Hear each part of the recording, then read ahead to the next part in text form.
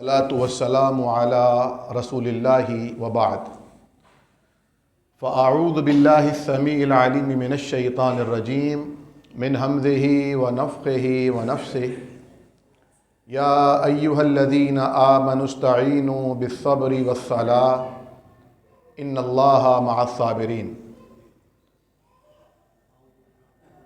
زندگی امتحانات سے پر ہے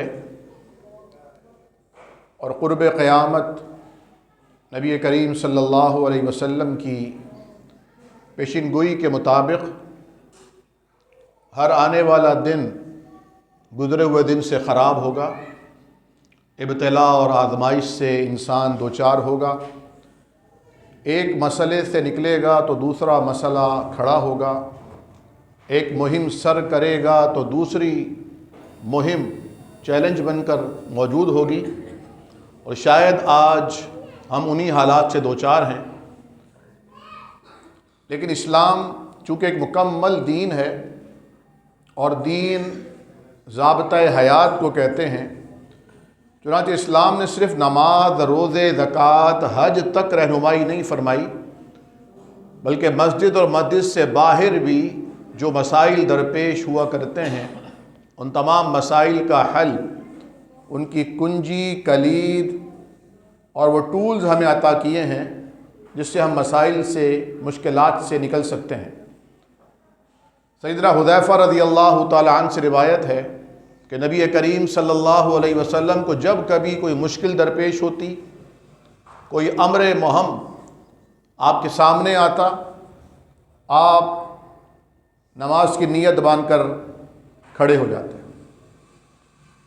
قرآن کریم کی جو آیت کریمہ میں نے تلاوت کی، اس میں بھی اللہ رب العالمین نے اہل ایمان کو یہ سجیشن دی ہے، یہ ترغیب دی ہے، حکم دیا ہے کہ استعینوا بالصبر والصلاۃ، صبر کے ذریعے اور نماز کے ذریعے مدد طلب کرو۔ ویسے تو اللہ تعالیٰ اپنی طاقت، قوت، سماعت، بصارت، اپنی رحمتوں کے حوالے سے انسان کی شہرت سے زیادہ قریب، نحن اقرب الیہ من حبل الورید، اور اپنے علم اور مشاہدے اور طاقت اور قوت کے باوصف ہر جگہ موجود بھی ہے، ہر چیز اس کی نظروں میں بھی ہے۔ وما یسقط من ورقۃ الا یعلمها، روئے زمین پر کسی درخت سے کوئی پتا ٹوٹ کر نہیں گرتا مگر اس کے علم میں ہوتا ہے، لیکن وہ ساتھ ان کے ہوتا ہے۔ شفقت کا ایک بہت ہی اعلیٰ درجے کا اظہار ہے جو صبر کرتے ہیں۔ صبر کہتے ہیں اپنے آپ کو روک کر رکھنا، اپنے آپ پر قابو پانا، اپنے ایموشنز پر، خواہشات پر، اپنے بدن پر، بدنی ترغیبات پر۔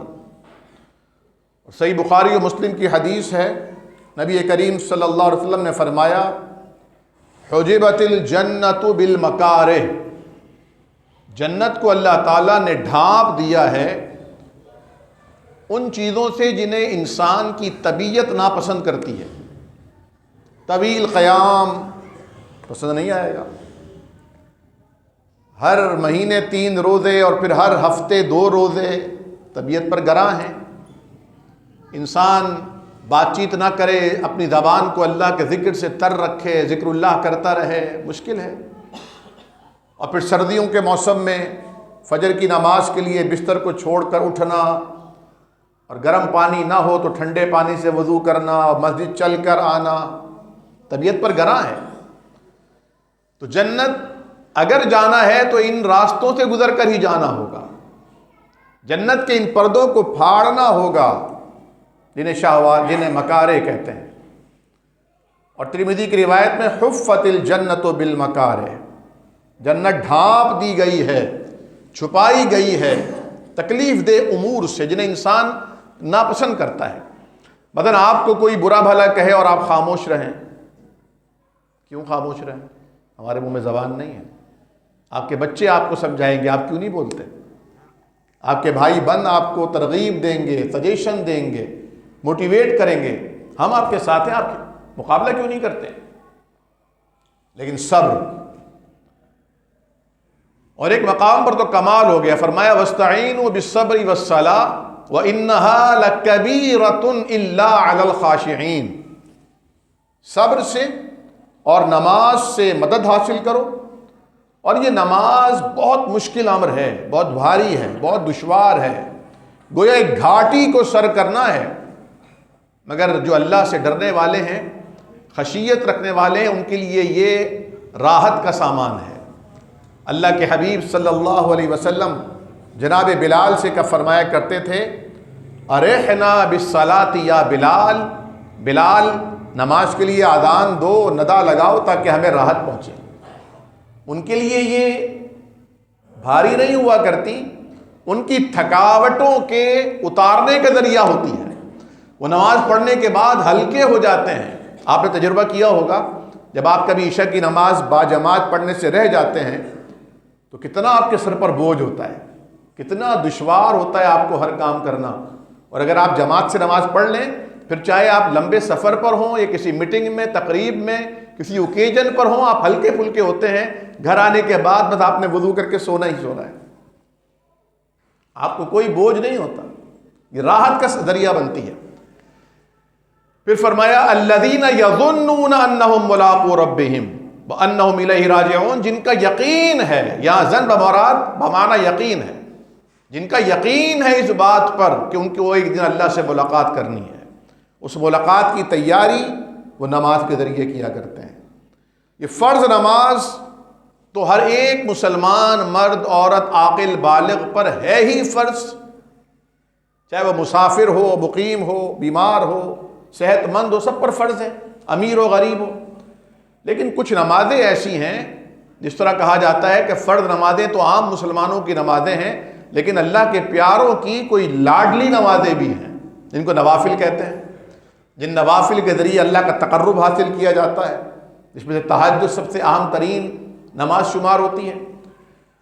فجر کی نماز سے قبل کی 2 رکعتیں، صرف 2 رکعتیں، نبی کریم صلی اللہ علیہ وسلم نے فرمایا رکعت الفجر خیر من الدنیا وما فیہا، یہ جو 2 رکعت، اور اماں عائشہ فرماتی ہیں نبی کریم صلی اللہ علیہ وسلم ان 2 رکعات کو گھر میں پڑھا کرتے تھے اذان کے بعد، اور پھر یہ پڑھ کر آپ تھوڑی دیر استراحت فرماتے، دائیں کروٹ پر لیٹ جاتے، اور بعض روایت میں دعائے نور آپ اس وقت پڑھا کرتے، اور پھر آپ مسجد تشریف لے آتے نماز فجر کی امامت کے لیے۔ تو اماں عائشہ فرماتی ہیں کبھی کبھی مجھے لگتا کہ گویا آپ اتنی جلدی پڑھ رہے ہیں کہ آپ نے شاید سورہ فاتحہ بھی پڑھی ہے کہ نہیں پڑھی، یعنی طویل قیام نہیں کیا کر جس طرح تہجد میں فرماتے تھے۔ لیکن ان 2 رکعتوں کی جو بظاہر بڑی ہلکی پھلکی رکعتیں ہیں، ان 2 رکعات کی اتنی فضیلت، اتنی اہمیت، فرمایا دنیا وما فیہا سے زیادہ یہ 2 رکعتیں اہم ہیں، بہتر ہیں، خیر ہیں، جنہیں یہ 2 رکعتیں مل جائیں وہ دنیا کے خوش نصیب ترین انسان ہیں۔ فرض کی بات نہیں ہو رہی، اس سے پہلے کی 2 رکعت سنت کی بات ہو رہی ہے۔ نبی کریم صلی اللہ علیہ وسلم کے صحابی جناب انس رضی اللہ تعالیٰ عنہ فرماتے ہیں نبی کریم صلی اللہ علیہ وسلم کو میں نے ہر مشکل، ہر پریشانی میں 2 کام کرتے ہوئے دیکھا، ایک تو آپ نماز کی نیت باندھ لیا کرتے تھے، دوسرا آپ کی زبان پر ایک کلمہ ہوتا یا حی یا قیوم برحمتک استغیث، یا حی یا قیوم برحمتک استغیث۔ ہم پریشان ہوتے ہیں تو ہمارا دھیان موبائل فون پر جاتا ہے، ہم پریشان ہوتے ہیں تو ہم گڈ بک میں اپنے دوستوں کو یاد کرتے ہیں، ہم پریشان ہوتے ہیں تو ہم چاہتے ہیں کہ کوئی ٹرک آ جائے، کوئی تعلقات کام آ جائیں۔ نبی کریم صلی اللہ علیہ وسلم جب پریشان ہوتے تو حی قیوم کو، اس کی رحمت کو طلب فرماتے۔ اور ایک حدیث شریف میں آتا ہے نبی کریم صلی اللہ علیہ وسلم نے اپنے صحابی کو نصیحت فرمائی، جناب ابو ہریرہ رضی اللہ تعالی عنہ حدیث کے راوی ہیں، فرمایا جب تم اپنے گھر سے نکلو تو گھر سے نکلنے سے قبل 2 رکعت پڑھ لو، یہ 2 رکعتیں تمہیں باہر کفایت کر جائیں گی، تمہیں کوئی گھاٹا نہیں ہوگا، کوئی نقصان نہیں ہوگا، جس امر کے لیے جا رہے ہو وہ امر تمہارے لیے آسان ہو جائے گا، اور جب گھر لوٹ کر آؤ تو سب سے پہلے 2 رکعت نفل پڑھ لو، یہ تمہارا گھر میں آنا بابرکت بنا دے گا، تمہارا گھر میں آنا تمہارے گھر والوں کے لیے باعث سعادت ہوگا، وہ یہ نہیں کہیں گے کہ اتنی جلدی کیوں آ گئے، کب جائیں گے، جاتے کیوں نہیں، گھر میں ہی کیوں بیٹھے ہیں۔ گھر والوں کا دل چاہے گا یہ گھر میں بیٹھے رہیں، باہر والوں کا دل چاہے گا یہ باہر ہمارے درمیان بیٹھے رہیں۔ تمہارا آنا بھی اچھا صدق کے ساتھ ہوگا۔ رب ادخلنی مدخل صدق واخرجنی مخرج صدق واجعل لی من لدنک سلطانا نصیرا۔ ہر گھڑی، یہ جو وقت ہوتا ہے جسے ساعہ کہتے ہیں، ہر گھڑی میں سعادت بھی ہے اور نحوست بھی ہے۔ نجومیوں نے حساب کتاب کرنے کے بعد بتاتے ہیں کہ آپ کے لیے گھڑی سعادت ہے اور آپ کے لیے گھڑی نحس ہے۔ اور ہندوؤں میں تو پورا دار و مدار اسی پر ہے، کنڈلیاں نکلوائی جاتی ہیں شادی بیاہ کی تقریبات کے لیے۔ افسوس کی بات یہ کہ مسلمانوں میں بھی یہ عقیدہ راسخ ہوتا جا رہا ہے، سرایت کرتا جا رہا ہے کہ وہ بھی اب نجومیوں سے جا کر پوچھتے ہیں کہ ہمارے جو ستارے ہیں اور ہماری بیگم کا اور ہمارا جو نام ہے، اس نام کے ذریعے سے کوئی تاریخ نکال دیجیے۔ اور وہ ڈھونگی بابے لوگوں سے پیسے بھی ہٹتے ہیں اور ان کا ایمان بھی خراب کرتے ہیں۔ اسی طرح بعض لوگ آتے ہیں کہ جناب میرا یہ نام ہے، میری بیگم کا یہ نام ہے، ابا کا یہ نام ہے اور ان کی اماں کا یہ نام ہے، تو بچے کا نام چوز کر دیجیے کیا نام رکھیں، عادات سے نام نکال دیجیے۔ یہ سارے کے سارے شرکیہ امور ہیں۔ ہمیں جو ترغیب اور جو تعلیم دی گئی وہ محض یہ ہے کہ بچے کا اچھا بامعنی نام رکھو، بس۔ اس کا عدد کیا نکلتا ہے یہ تو یہودیوں سے سیکھا ہوا علم ہے۔ علی ھذا القیاس جو میں عرض کر رہا تھا کہ ہر وقت کے اندر اللہ تعالیٰ نے سعادت بھی رکھی ہے اور نحوست بھی رکھی ہے۔ اب یہ ہماری نیت پر، اللہ سے ہمارے گمان پر اور ہمارے عمل پر ہے، ہماری اس دعا پر ہے کہ وہ گھڑی ہمارے لیے سعادت کی گھڑی ہوگی یا خدا نخواستہ نحوست کی گھڑی ہوگی۔ نبی کریم صلی اللہ علیہ وسلم دعا کیا کہ اللہم انی اعوذ بک من یوم السوء ومن لیلۃ السوء ومن ساعۃ السوء ومن صاحب السوء ومن جار السوء وفی دار المقامہ، یعنی اس دن کی برائی سے پناہ، رات کی برائی سے پناہ، ساعت کی گھڑی کی برائی سے پناہ، اس لمحے کی برائی سے پناہ۔ جب آپ اللہ کی پناہ میں آتے ہیں تو دنیا اور مافیا کی تمام قوتیں مل کر بھی اگر نقصان پہنچانا چاہیں تو نقصان نہیں پہنچا سکتی۔ اور دو کتنی خوبصورت رکعتیں ہیں جنہیں نماز حاجات کہا جاتا ہے۔ جب کوئی مشکل آ جائے، جب کوئی پریشانی آ جائے، جب کوئی دکھ کی گھڑی آ جائے، وضو کریں، بہت اچھا سا وضو، اور اس کے بعد آ کر 2 رکعت پڑھ لیں، صرف 2 رکعت۔ ان 2 رکعتوں کے بعد سلام پھیر کر اللہ کے آگے ہاتھ پھیلا دیں، اللہ تعالیٰ کی تعریف بیان کریں، نبی کریم صلی اللہ علیہ وسلم پہ درود بھیجیں، درود ابراہیمی افضل ترین درود، اور اس کے بعد اللہ کے حبیب صلی اللہ علیہ وسلم نے کلمات سکھائے، لا الہ الا اللہ الحلیم الکریم، لا الہ الا اللہ رب العرش العظیم، الحمدللہ رب العالمین، اسألک معجبات رحمتک وعزائم مغفرتک والعصمۃ من کل ذنب والغنیمۃ من کل بر والسلامۃ من کل اسم اللہم لا تدع لی ذنبا الا غفرتہ۔ اللہ کوئی گناہ بھی نہ چھوڑنا اسے تو معاف نہ کر دے۔ حدیث شریف میں آتا ہے کبھی کبھی انسان اپنے رزق سے محروم کر دیا جاتا ہے اس گناہ کی وجہ سے جو اس سے صادر ہوا تھا۔ جو گناہ اس نے کیا تھا اس گناہ کی وجہ سے، اس گناہ کی نحوست کی وجہ سے وہ رزق سے محروم کر دیا جاتا ہے۔ تو آج ہمارے کتنے گناہ ہیں، اور اگر کوئی فرشتہ صفت انسان بھی ہو تو بھی ایک گناہ تو ایسا جس سے کوئی نہیں بچ سکتا کہ وَاجْتَنِبُوا الظَّنَّ إِنَّ بَعْدَ الظَّنِّ إِثْمٌ۔ زبان پر تالا لگایا ہوا ہے، ہاتھوں اور پیروں کو زنجیروں میں جکڑا ہوا ہے، کوئی غلط کام کرتے نہیں، آنکھوں پر قفل مدینہ لگایا ہوا ہے، نامحرم کو دیکھتے نہیں، موبائل فون پر آنے والی تصویروں کو، ویڈیوز کو دیکھتے نہیں، لیکن دماغ ان بعد الظن اسم، بعض گمان بھی گناہ ہوتے ہیں۔ یہ اللہ کا کتنا بڑا احسان ہے کہ نبی کریم صلی اللہ علیہ وسلم نے فرمایا وہ وسوسے جو تمہارے دلوں میں آتے ہیں جب تک تم ان کا ذکر نہیں کرتے اور ان پر عمل پیرا نہیں ہوتے، اللہ تعالیٰ کا فرشتہ بھی روک دیا گیا ہے کہ تمہارے نامہ اعمال میں ان وسوسوں کو لکھے۔ کوئی فکر کی بات نہیں۔ اور دیکھیے جو صبر ہے، وہ مشہور حدیث آپ نے سنی ہوگی جس میں نبی کریم صلی اللہ علیہ وسلم گزر رہے تھے قبرستان سے، ایک عورت قبر پر رو رہی تھی، بلک بلک کر آہ و فغاں کر رہی تھی، بین کر رہی تھی۔ حضور نے فرمایا صبر کر، اس صبر پر اللہ سے اجر کی امید رکھ۔ تو وہ بے خیالی میں غم کی شدت میں کہہ بیٹھی کہ اگر تجھ پر یہ مصیبت پہنچتی تو میں پوچھتی صبر کیسے کرتا۔ حضور مسکرا کے آگے بڑھ گئے۔ صحابہ کرام جو وہاں پیچھے تھے انہوں نے اس عورت سے کہا اپنی ایمان کی خیر مناؤ، اس کو تم نے جواب دیا ہے، یہ وقت کا پیغمبر ہے، اللہ کا حبیب اور رسول ہے۔ اب وہ پریشان ہوئی اور حضور کے دروازے پر آئی، اور کوئی دربان نہیں تھا حضور کے دروازے پر۔ اللہ اکبر کبیرہ۔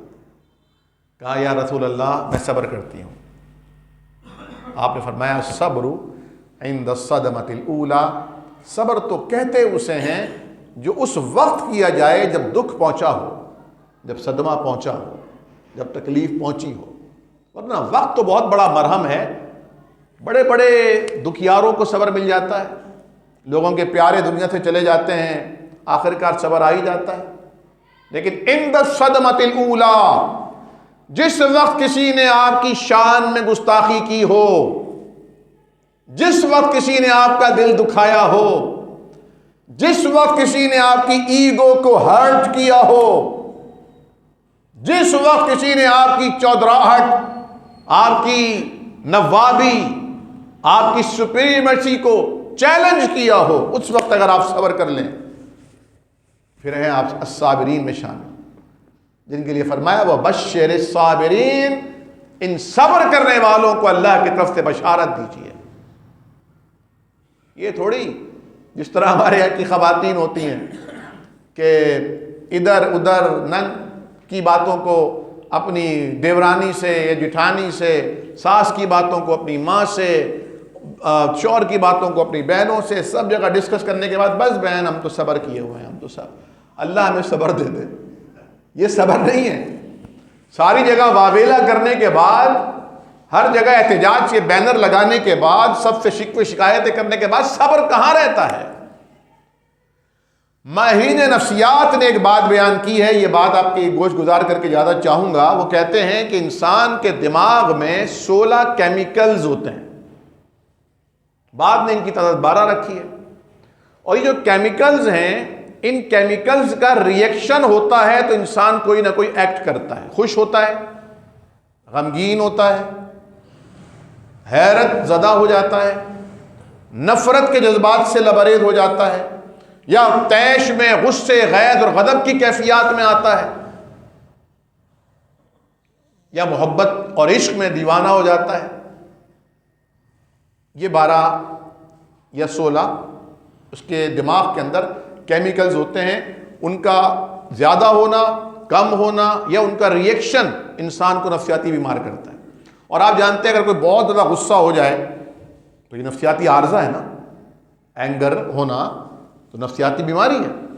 اللہ کے حبیب نے بازار میں ایک شخص کو دیکھا جو اپنے غلام کو مار رہا تھا، اور غلام کسے کہتے ہیں؟ جسے سر کے بالوں سے لے کر پیر کے ناخنوں تک انسان خریدتا ہے، اسے مار رہا تھا کیونکہ نقصان کر دیا کاروبار میں۔ حضور نے فرمایا یا عبداللہ اتق اللہ، اے اللہ کے بندے اللہ سے ڈر جا۔ اس نے خیال نہیں کیا کہ آواز کس کی، غصے کے حالت میں انسان آپے میں نہیں ہوتا۔ جب اس نے پلٹ کر دیکھا تو وہ رسول اللہ صلی اللہ علیہ وسلم تھے، اس کے ہاتھ سے کوڑا گر گیا۔ فرمایا کل قیامت کا دن ہوگا، یہ تیرے مقابلے پہ اللہ کی بارگاہ میں استغاثہ دائر کرے گا، اور اللہ زیادہ تجھ پر قابو رکھتا ہے بنسبت اس کے کہ تجھ پر قابو رکھے۔ یا رسول اللہ میں معاف کرتا ہوں۔ میں اب کیا، آپ کیسے معاف ہوگا؟ تو اللہ کے حبیب میں آپ کو گواہ بنا کر کہتا ہوں میں نے اسے آزاد کر دیا، یہ کفارہ ہے اس مار پٹائی کا۔ ایک صحابی آ کر پوچھتے ہیں کہ کم نعفو فی الیوم، یا رسول اللہ ہم اپنے غلام کو ایک دن میں کتنی دفعہ معاف کر سکتے ہیں، کتنی غلطیاں کرے تو اگنور کر سکتے ہیں؟ آپ نے 70 مرہ فی کل یوم، ہر دن 70 مرتبہ اس کی غلطیوں پر درگزر کرو، معاف کرو، اس کے بعد پھر سوچنا کیا کرنا ہے، 70 مرتبہ معاف کرنا ہے۔ تو میں سوچتا ہوں کہ ہمارے گھروں میں بچے، ہماری بیگمات، جہاں ہم کام کرتے ہیں، ہمارے ماتحت اسسٹنٹس ایک دن میں 70 مرتبہ غلطی نہیں کر سکتے۔ یعنی حضور کریم کا مدعا اور چاہت یہ ہے کہ بس معافی ہی معافی رکھنی ہے، صبر کا ہی دامن پکڑ کے رکھنا ہے۔ تو نفسیات دان یہ کہتے ہیں کہ آپ کی زندگی میں 12 منٹ انتہائی اہم ہیں۔ جب کسی بات پر آپ کو تکلیف پہنچے، اگر وہ 12 منٹ آپ نے گزار لیے، صرف 12 منٹ، آپ کا غصہ ختم ہو جائے گا، آپ کول ڈاؤن ہو جائیں گے۔ اور اگر انسان وضو کرے، حضور کی یہی تعلیم ہے نا۔ ایک شخص آیا اور کہا یا رسول اللہ مجھے نصیحت فرمائیے، فرمایا لا تغضب، غصہ نہ کیا کرو۔ اس نے اس بات کو معمولی خیال کیا، وہ تو بہت بڑی کوئی نصیحت سننے کے لیے موڈ میں تھا۔ پھر یہی کہا یا رسول اللہ مجھے نصیحت کیجیے، اوصانی یا رسول اللہ، فرمایا لا تغضب، غصہ نہ کیا کرو۔